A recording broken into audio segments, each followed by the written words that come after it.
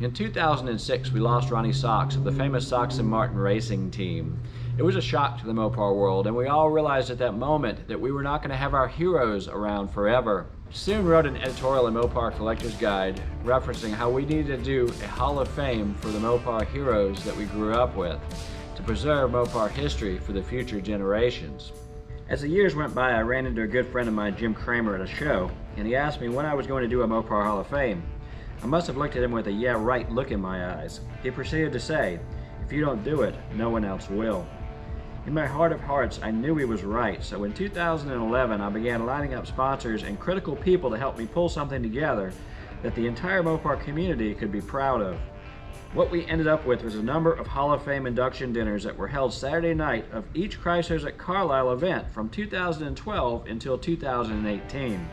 The Mopar Hall of Fame will go forward each preceding year in the pages of Mopar Collector's Guide magazine.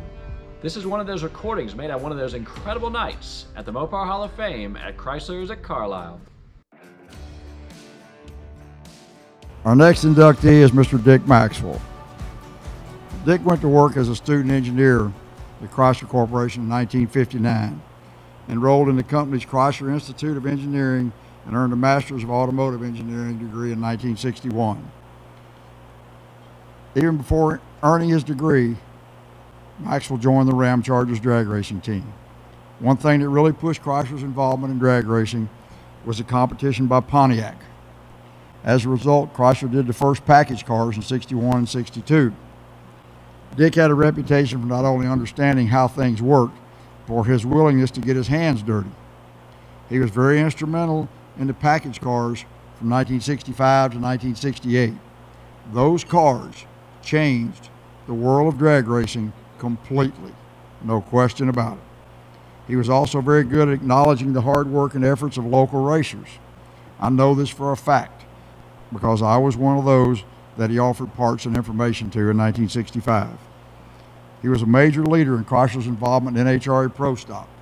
By 1969, he was the manager of performance activities for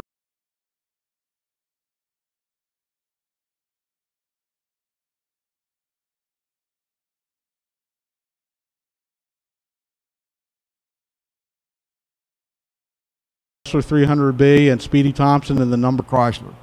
By 72, he had developed the Direct Connection Parts Program, which would eventually become the Mopar Performance Program. He became the director of the race group in 1975. Dick retired from Chrysler in 1991 as the manager of special vehicle programs for Dodge. Tragically, Dick Maxwell passed away from injuries he received in a motorcycle accident in 2002. Norma, you want to come up here? Pat, Lynn, you want to come up, please?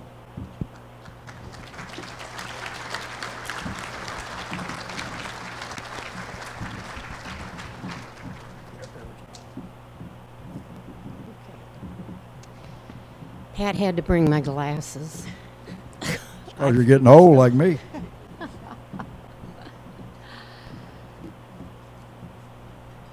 I want to thank the Mopar Hall of Fame for allowing me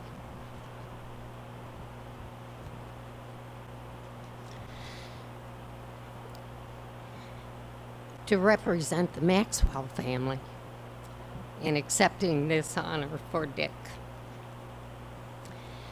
You would probably think that there's too much recognition over doing what he loved, working on cars and making them go fast.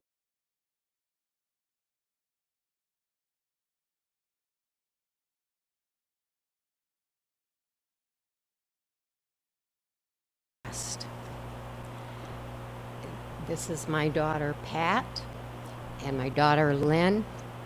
Lynn's husband Dan is sitting at table number 2. Our son Eric and his wife Sandy, our daughters Susan and her husband Rob were not able to attend, but I've had calls from them and they wish they were here. I'd also like to thank Lisa Leathery, Tim Costello, and Rob Wolf for their assistance in making this possible. And my presentation is going to be just a little bit different than the others because I'm not going to show so much photos of cars and engines. This is going to be much more about Dick and his career, what he was involved with in Chrysler, as well as his personal interests and what he did outside of work. We all know about Dick's connection with Ramchargers, and that was a very important part of his history. But I want to dwell on a little bit of the other parts of his interests. And these range from drag racing, street rods, off-road competition, NASCAR, and motorcycles. Where do I go? There. A little bit of background, and Herb already told you a little bit. Dick was born in California and moved to Illinois when his father was transferred to Peoria, Illinois, to start the research and engineering department for Caterpillar Tractor Company. His dad had a great influence upon his career, and this I need over here. The Maxwell family never owned any car that was not made by Chrysler Corporation, because Dick's dad said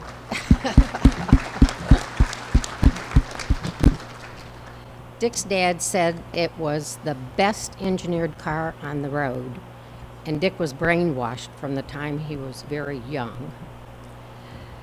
Dick graduated from University of Illinois with a degree in mechanical engineering, and as Herb said, he went to the Chrysler Institute of Engineering and earned his master's degree.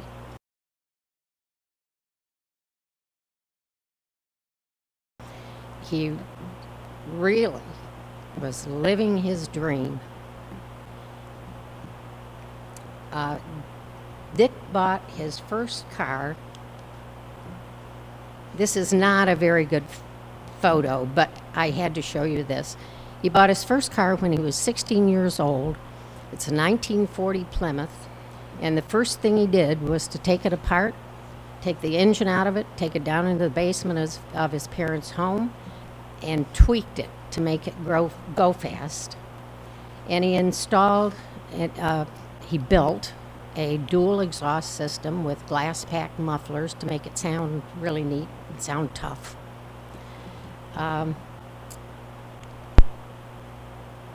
He probably wouldn't like this photo because there must have been a slight learning curve in his engine building, because a friend had to come over with a tractor and tow the car home from my driveway back to his house.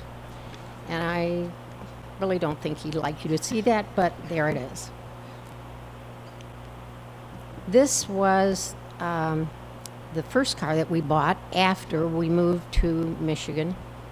It's a 1957 Plymouth Fury, because he thought it was one of the coolest looking cars around.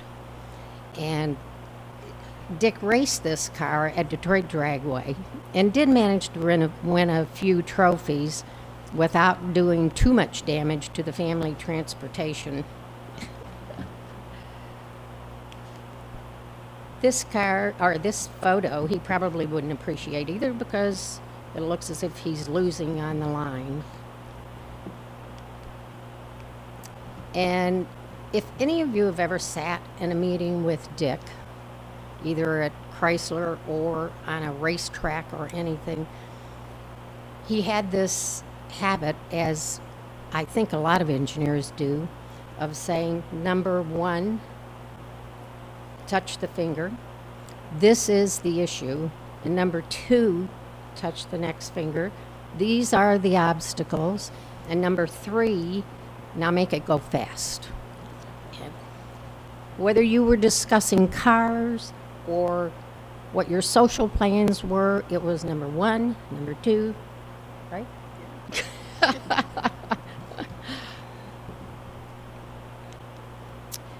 This was an article that Hot Rod Magazine did about Dick, and it looks a little more recent with maybe a little gray hair, but actually that was taken 30 years ago. Dick started the direct connection program in the 60s in order to develop a supply performance parts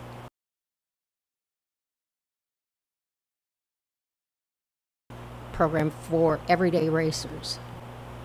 And Dick had his own street racer, which was a 1963 Plymouth, and he knew there were a lot of people racing their family cars, so there was a need. The 63, our 63, had a 426 Wedge engine, and then eventually he put in a Hemi because the 426 was too loud, and he was having trouble finding people to race with out on Woodward Avenue because the car was too loud and they thought it was too powerful. So he put in a Hemi, and it was quieter, but it was also faster. He didn't want to drive that car to work, so because of this, it became our grocery car, our family car. And needless to say, it was not very good in the snow and ice. Too much power and tires were too big. Mike Buckle reminded me about a story that went along with this 63 Plymouth. The Maxwell family had gone over to the Buckles for an evening, and it was very, very cold outside. Now, Mike could tell this story much better than me because he does it complete with sound effects and everything else, but I can't do that. But the Maxwell family got ready to go home. It was very cold, and I asked Dick to go out to the car and warm it up because we had 4 little kids, and he said, I can't do that. It'll scuff the cam. It will scuff the cam. So, needless to say, we bundled the kids up, put them in the car, wrapped. I think Mike and Carol gave us a few blankets to help, and we had difficulty getting out of their driveway because it didn't want to start.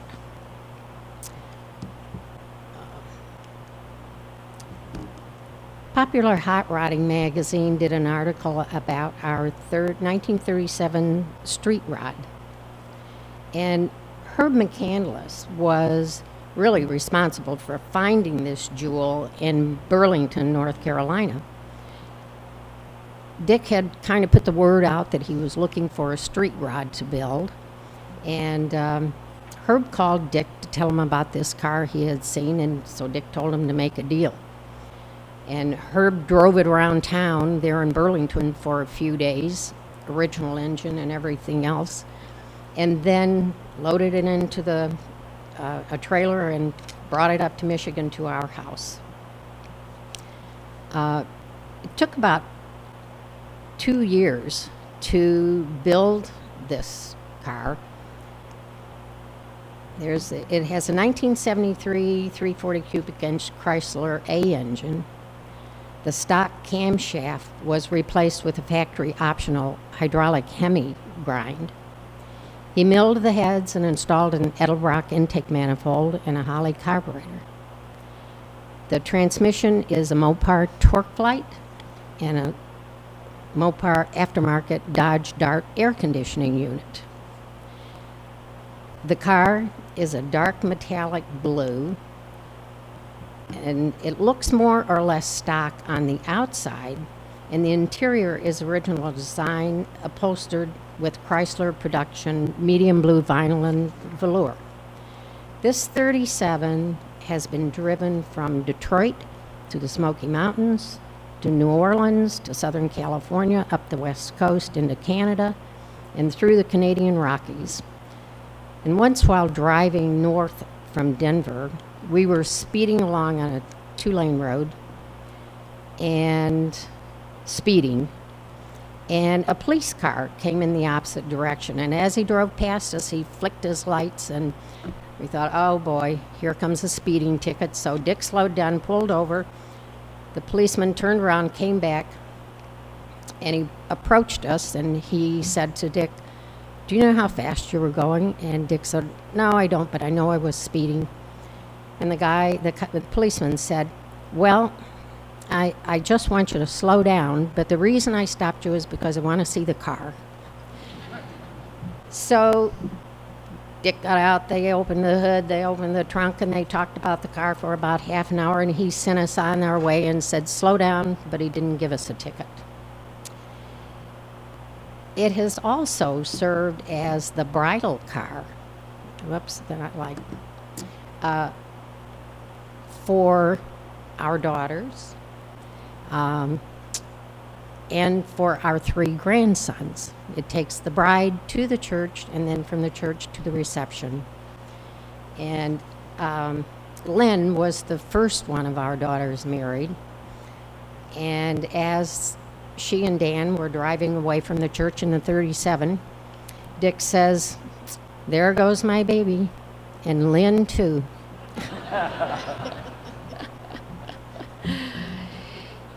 This car's home is usually in Michigan, in Pat's house, where it is a regular participant in the Dream Cruise down Woodward Avenue. But because of having been the bridal car a year ago this weekend in Houston, it is now housed in Lynn and Dan's garage. And Lynn takes it out for regular drives because you know how it goes, you have to keep that oil churning and everything lubricated. So Lynn goes to pick up my great-granddaughters from school, not her granddaughters, but my great-granddaughters, and they call it Grandma's Fancy Blue Car. This was one of Dick's favorite t-shirts, "Bored with Ford." Also, I have on one of the Direct Connection T-tops, and notice the license plate, Max's 37. Dick was responsible for starting Mopar Country at the National Street Rod events, where Chrysler cars would be displayed in a designated area. There was competition for best of show, people's choice, just like here. And the attendance was much lower than it is now, and competitive events were very popular. A track or a course would be set up for events such as this one, shown here, that pushing a hubcap with a hockey stick. And you would drive through a designated course and shoot it into a goal. Another one of the activities at the Street Rod events was stacking beer cans with baseball gloves on your hands. And notice, oops, I skipped a page here. Okay. Another one of Dick's hobbies was motorcycle riding. This photo was taken after an afternoon of off-road trail riding with our 4 children. Notice the Socks and Martin shirt that Lynn has on. And we enjoyed, as a family, trail riding for many years. And this was, there were a group of guys that Dick would go like trail riding with for motorcycles up on a farm in the Thumb in Michigan. The farm was owned by David E. Davis and Jim Ramsey. They had Sunday events abusing their bodies and telling great stories afterwards. Some of you may recognize Joe Schulte on the right with the red bandana on his head. This group also enjoyed enduro competitions in northern Michigan, and the most prestigious was the Jack Pine Enduro 100-mile off-road event. We took a trip out to California, and this group of motorcyclists, you may recognize, there is Dick in the plaid shirt on the left, Bob and Don Spar, Dick Landy, and I don't really remember who the other guys are. And we made a trek down to Baja, Mexico with this group, which all included motorcycles. Dick, here is, while this group was out riding around on motorcycles, they found a drag strip out in the middle of the Baja Mexico Peninsula. And this is how they have crowd control at the drag strip, complete with guns. And this is just of interest with our direct connection hats, stroker hats. In 1981, Chrysler was promoting their Dodge Ramcharger vehicles and entered a team of 3 vehicles in the East African Safari Rally. The drivers were 2 Americans and 1 Kenyan, and the navigators were all Kenyans.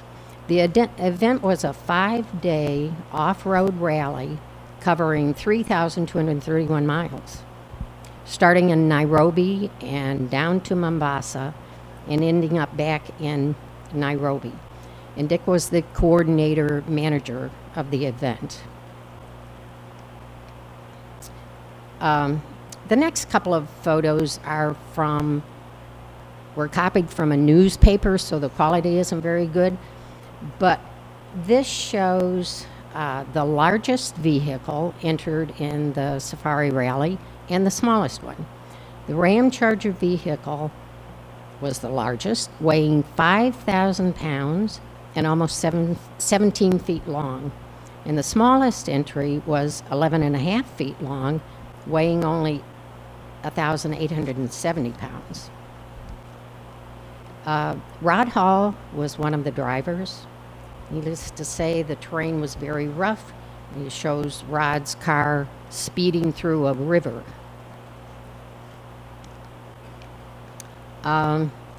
Malcolm Smith, who is probably better known for his off-road motorcycle success as opposed to large vehicle safaris, and his navigator David Doig celebrate their 10th place finish. Chrysler was pleased to be in the top 10 out of a field of 70 cars because this was the first attempt ever of Chrysler entering this type of competition. And this is Rod Hall and his navigator Chris Bates. They did finish, but so they were celebrating. And the third car that was entered did not finish. Just a couple of shots to give you an idea of the terrain there. This is one of the Ramcharger vehicles. This is not a waterfall. This is a bridge crossing a river that was a part of the course that these vehicles had. And this was a shot from down below showing the rapid course of the river. It was very challenging race course. I think most of you have seen this photo before, the original Ramchargers and the High and Mighty in the background. The shirts were the first official Ramcharger shirts for this group of race enthusiasts. And some of the trophies are on display. They didn't earn much money, but they earned they won a lot of trophies. This group also, as hard as they worked in their jobs at Chrysler, and as hard as they worked at building cars and racing, they also played hard. The Ramchargers would, and these were the guys, not necessarily the wives, they would organize social events for the family activities. And they would sit around and talk about, have you ever gone bowling? Have you ever gone skiing? Or all kinds of different sports that they would like to try. So if you hadn't done it, you've got to go try it. So one year, group of us went out to ski at Alpine, and most of them had not done downhill skiing at all. And as you know, they wanted to go fast, so they're coming down this hill, and here comes Thornton, and he is not making any turns at all. He's straight down the hill, headed for the parking lot.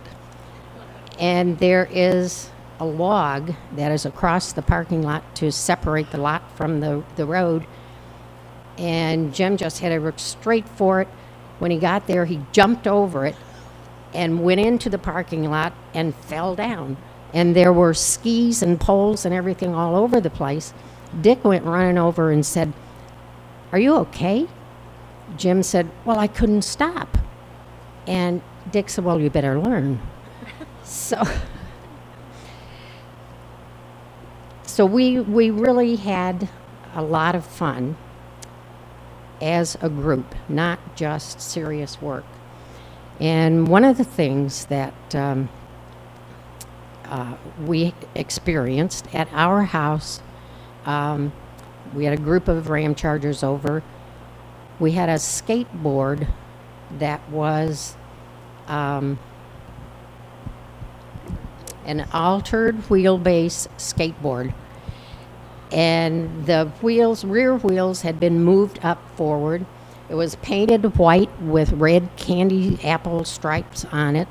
And these guys were out in the driveway trying to work this skateboard. They were doing wheelies and everything else, and I thought they were going to kill themselves. We were talking about this the other evening, and somebody said, "You should patent that." And I said, nobody could afford the legal fees because it was not stable.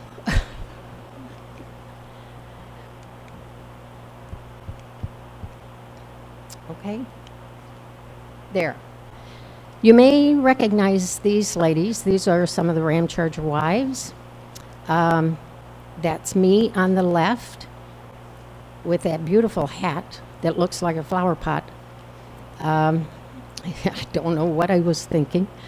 Then there is Marge Hoover in the middle and Marg Thornton on the left.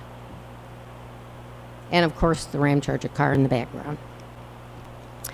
And while the guys were getting their hands dirty and blowing up engines and transmissions, the wives were there to support from poolside. From the left to right is Pat Colby, Marg Thornton, Marge Hoover, Gloria Burke, Carol Buckle, and Dee Mancini.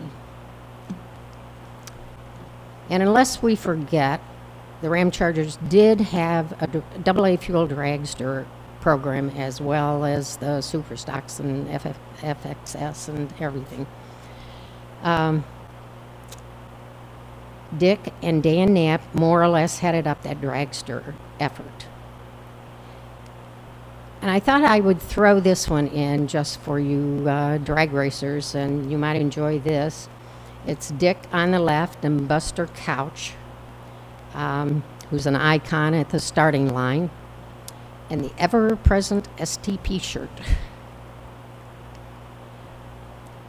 And for several years, Dick was responsible for the NASCAR racing contract teams at Chrysler. And this is just a photo of a very pretty Superboat. And Dick's career at Chrysler, his involvement in so many facets of the automotive world, and his desire for competition and speed molded our family and the lives of each of our children. Racing taught family relationships, like with the Ramcharger families. We raised our kids together. The Spihars, we've known Ted and Tina since before they were married, and Dick is the godfather of their oldest daughter, Jackie. The Kofels, we've been friends with them since they moved from Ohio to when Dave came to work for Chrysler. These are long-term relationships that we've kept in touch with each other, and we're family. With the Landys, their kids were about the same age as ours, and our kids had a wonderful time together. Our children were taught to respect the talents, character, and work ethics of people who have grease under their fingernails and oil on their t-shirts. And just look at all of you here. What this industry has meant to all of us. The love of the sport is the common thread that brings us all together. My daughter Susan was not able to be here, but put together some thoughts about how the automotive sports and her father have influenced her life. She remembers one special birthday when we were at Detroit Dragway, and she spent the day walking through the pits, talking to crew members and drivers, and collecting decals and patches. Every person was very kind to her, and she still has some of those to this day. Susan said, things I learned at a young age follow. You can protect your ears and your hearing by sticking your fingers in your ears. And as a side note, none of the Ramchargers can hear anything you say in a normal voice. And I'm sure most of you can relate to that. Next, she says, you snooze, you lose. Also, too quick, you red light. Timing matters. The thunder from a funny car can change your heartbeat. My son Eric used to say, it thumps on your heart. If you like this video, please smash the like button. And if you want to see more videos like this one online, hit the subscribe to Mopar TV button. It's totally free. Also, if you'd like to support the Mopar Hall of Fame and vote for future inductees, go to MoparCollectorsGuide.com and subscribe to the only Mopar magazine that matters. A portion of your subscription will go to help keep Mopar history alive for future generations.